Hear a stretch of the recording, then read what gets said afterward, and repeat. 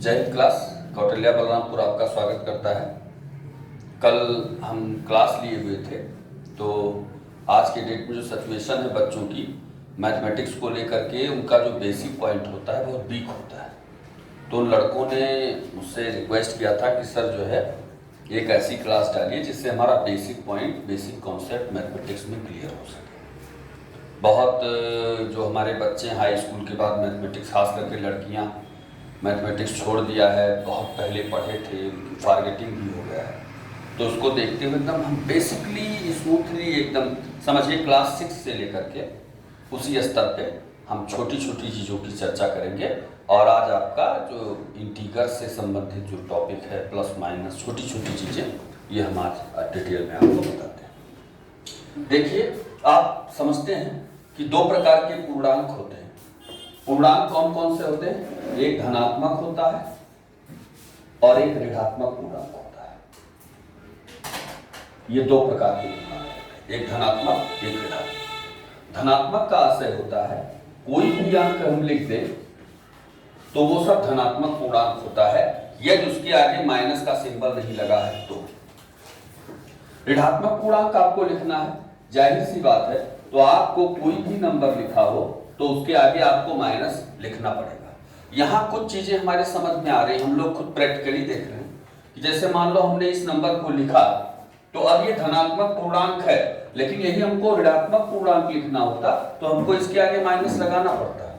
हम यहाँ धनात्मक पूर्णांक लिखे और हमने प्लस भी नहीं लगाया, तब भी हम ये देख रहे हैं कि ये धनात्मक पूर्णांक बोला जा रहा है। इसका आशय ये हुआ सीधा कि इसके आगे धन का वजूद है, तभी ये धनात्मक पूर्णांक बोला जाता है।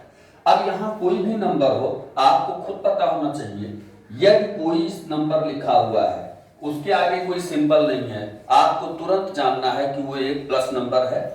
कुछ चीजें छुपी होती हैं, बाई वन, प्लस और सबसे लास्ट में दशमलव, ये सब किसी भी नंबर में छुपे होते हैं। जरूरत पड़ने पर हम उनको इस प्रकार से यूज करते हैं। मुझे यकीन है कि आपको ये सब चीजें थोड़ा सा अंडरस्टैंडिंग हो गई होगी। हम लोग थोड़ा सा आगे बढ़ते हैं।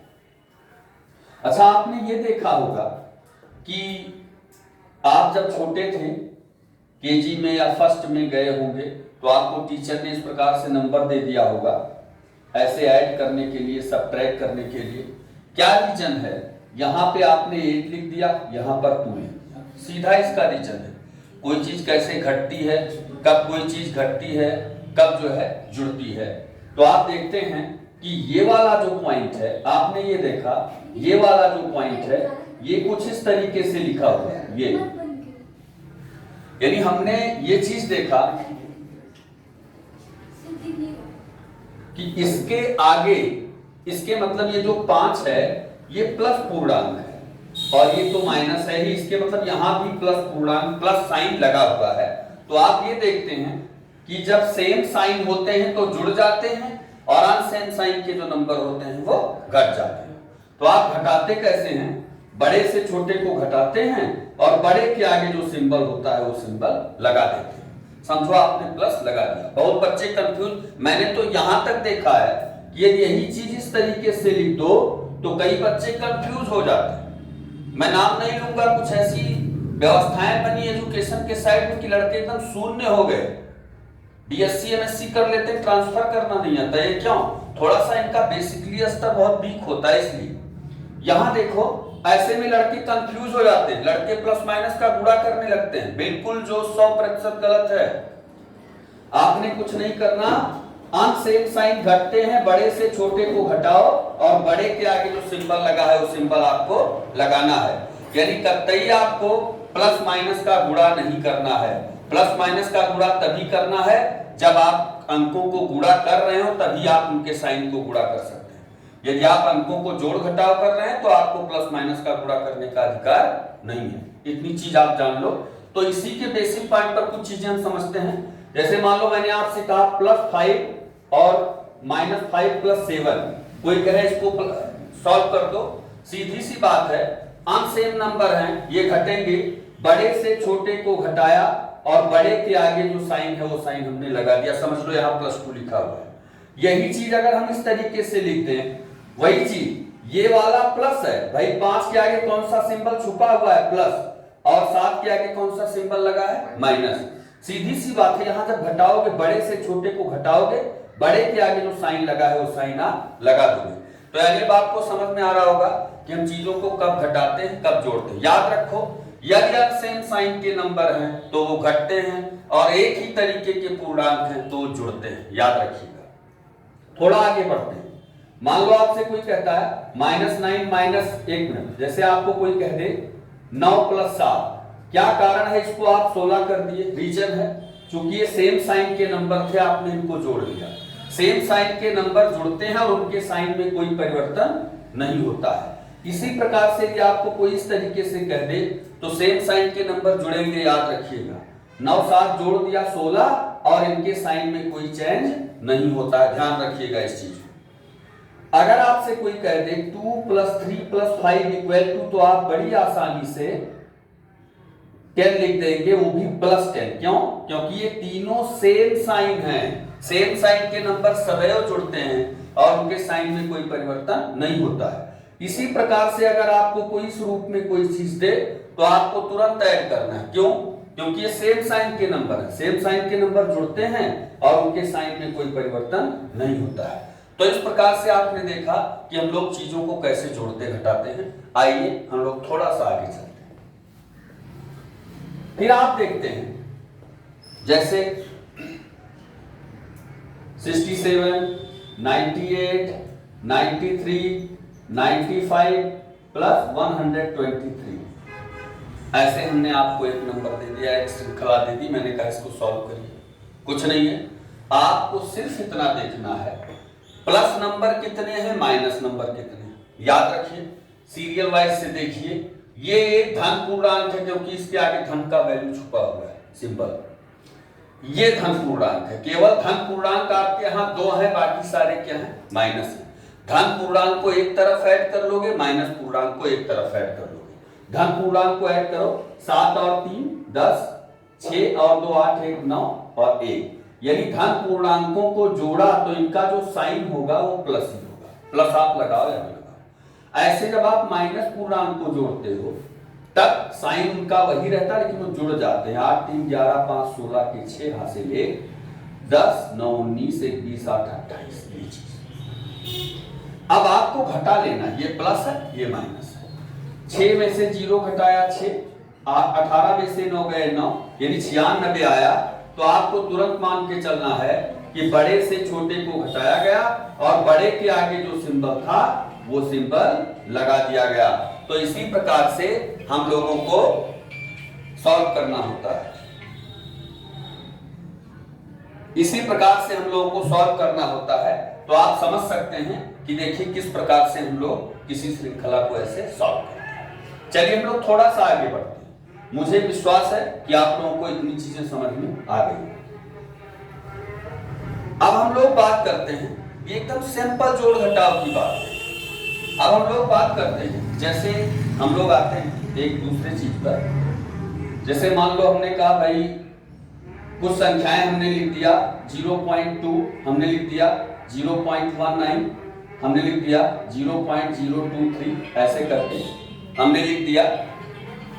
फिर हम देख सकते हैं कि इस प्रकार से हम ये देख रहे हैं कि भाई अगर हम इसमें से आपको कह दें कि कौन सी संख्या सबसे बड़ी है कौन सी सबसे छोटी है, तो जाहिर सी बात है कुछ बच्चों को हमने ये भी देखा है, मैं वैसे थोड़ा ये पढ़ा रहा हूं, मैंने ये भी देखा है कि बच्चे इसमें भी डिस्टर्ब हो जाते हैं इतनी छोटी चीज में। इन चीजों को ख्याल में रखते हुए मैंने क्लास किया है आपका। तो देखिए कैसे हम पता लगाएं कौन सी संख्या सबसे बड़ी है। दशमलव के तुरंत बाद जो अंक सबसे बड़ा हो वही संख्या सबसे बड़ी होती है। तो आप खुद देख सकते हैं दशमलव के तुरंत बाद यही सबसे बड़ा है, इसके मतलब बहुत करके तो ज्यादा लिखा हुआ देखते हैं उसी को बड़ा बोल देते हैं, यही गलत है। तो ये सबसे बड़ा है। क्यों? आपने ये देखना है सबसे पहले कि भाई अधिकतम तीनों में दशमलव कितने स्थान पे लगा है, तो पीछे से गिन के पता लगाते हैं। अधिकतम 3 अंक पे, अधिकतम आपका दशमलव 3 अंक पे लगा हुआ है। तो यहां आप देख सकते हैं, यहां आप 2 जीरो बढ़ा सकते हैं, देखिए यहां भी 3 अंक पे हो गया, यहां आप 1 जीरो बढ़ा सकते हैं, यहां भी 3 अंक पे दशमलव हो गया। यहां आप तो 0 बढ़ाने की जरूरत नहीं क्योंकि ऑलरेडी 3 अंक पे है। तो अब आप खुद कंपैरिजन कर सकते हैं कि इनमें कौन बड़ा है। तो हम बड़ी आसानी से जान सकते हैं दशमलव संख्याओं में कि कौन बड़ा है कौन छोटा है। अब इनकी कुछ प्रक्रियाएं होती हैं इनको जोड़ने घटाने। जैसे उदाहरण के तौर पर हम आपको कुछ प्रश्न देते हैं। 167.038 प्लस 0.897 प्लस 19 प्लस 9.3 प्लस 0.8 ऐसे करके हमने आपको एक सवाल दे दिया, कहा भैया इसको सॉल्व कर दो। कुछ नहीं करना, आपको सरसरी निगाह से एक बार ऐसे देख जाना है और ये देखना है कि अधिकतम कितने डिजिट पे दशमलव लगा हुआ है। पहले इस पे चर्चा करते हैं, पीछे से गिन के पता लगाया जाता है कितने डिजिट पे दशमलव लगा है। तो आपको पता चला 3 अंक पे। पीछे से हमेशा गिनो, यहां लगा ही नहीं है, लास्ट में छुपा हुआ है, यहाँ 1 अंक पे, यहाँ 1 अंक पे, यानी अधिकतम जो मिला वो 3 डिजिट पे दशमलव मिला। आप सीरियल वाइज से लिखते चले जाओगे, आपको बिल्कुल घबराने की जरूरत नहीं है। दशमलव के नीचे दशमलव लिखोगे, इस जीरो के कोई मतलब नहीं, इसको लिखो चाहे ना लिखो। दशमलव नीचे दशमलव लगाया, दशमलव के इधर कुछ है ये नहीं, दशमलव के इधर है, तो इसको सीरियल वाइज ऐसे लिख दोगे ये। ऐसे फिर यहां आते हो, 19 का दशमलव छुपा हुआ है। मैंने क्या कहा था कि जिस अंक के बगल दशमलव न लगा हो उसका दशमलव सबसे लास्ट में छुपा हुआ होता है। तो दशमलव के नीचे दशमलव लिखो, दशमलव के इधर ही अंक है, इनको सीरियल वाइज ऐसे लिख लो और संतुलन के लिए इधर 3 जीरो बढ़ा सकते हो, कोई फर्क नहीं पड़ता इससे। इस प्रकार से आपको 19 लिखना है। यहां देखो दशमलव के नीचे दशमलव लिखो, दशमलव के इधर 1 डिजिट है और दशमलव के इधर डिजिट नहीं है, दशमलव के इधर सिर्फ 1 डिजिट है, दशमलव के उधर भी पहले डिजिट है, तो पहले डिजिट लिखो, संतुलन के लिए 2 जीरो बढ़ा दो। यहां देखो इस जीरो से कोई मतलब नहीं, याद रखिएगा। दशमलव के नीचे दशमलव लिखिए, दशमलव के इधर कोई अंक ही नहीं है, उधर ही है, तो सीरियल वाइज लिख लो और संतुलन के लिए 2 जीरो बढ़ा लो। अब आप देख सकते हैं 8 7 15, 9 3 12 1 13, 8 3 11 और 8 19 और 1 20, हासिल 2। याद रखो आपके पास हासिल 2 हैं। आप दशमलव के पास पहुंच गए, दशमलव लगा दीजिए, लेकिन आपके पास हासिल 2 है। 9 7 16, 4 20, 5 25 और 2 27 के साथ फिर भी आपके पास हासिल 2 है। फिर देखिए 6 1 7 और 1 8 और 1, यही आपका आंसर हो गया। तो मुझे विश्वास हो गया कि आप लोगों को बड़ी आसानी से सारी चीजें समझ में आ रही होंगी। चलिए हम लोग थोड़ा सा और आगे बढ़ते हैं सवाल। फिर हम देखते हैं, जैसे किसी ने दे दिया भाई 212.087 माइनस 167.3 माइनस 74.876 माइनस 19.347, ऐसे किसी ने दे दिया क्वेश्चन। अब आप क्या करते हैं, देखिए यहां पर सिर्फ एक प्लस पूर्णांक है, सिर्फ, बाकी सारे माइनस पूर्णांक हैं। तब आप क्या करेंगे, प्लस पूर्णांक ऐसे अकेले है तो इसको ऐसे लिख दो। क्या करोगे, अब जितने माइनस पूर्णांक हैं उनको आपको जोड़ लेना है, माइनस पूर्णांकों को एक तरफ जोड़ लेना है, लेकिन उनके साइन में कोई परिवर्तन नहीं होगा, ये याद रखिएगा। कैसे जोड़ोगे, अधिकतम 3 डिजिट पे दशमलव है, लिख लो 16.3, यहां 2 जीरो बढ़ा लो संतुलन के लिए, दशमलव नीचे दशमलव, इधर 74 लिखो और 8 7 6, वहां देखो दशमलव नीचे दशमलव लिखो, 9 3 4 और 7, जोड़ लो इसको, 7 6 13, 7 4 11 1 12, 8 3 11 3 14 1 15 दशमलव, 7 4 11 9 20 1 21, हासिल 2, 7 7 13 2 15 और 1 1 2। तो इस प्रकार से आपने देखा कि आपका जो है ये दशमलव का इस प्रकार से माइनस वाला ये पूरा पॉइंट जोड़ने पर आया।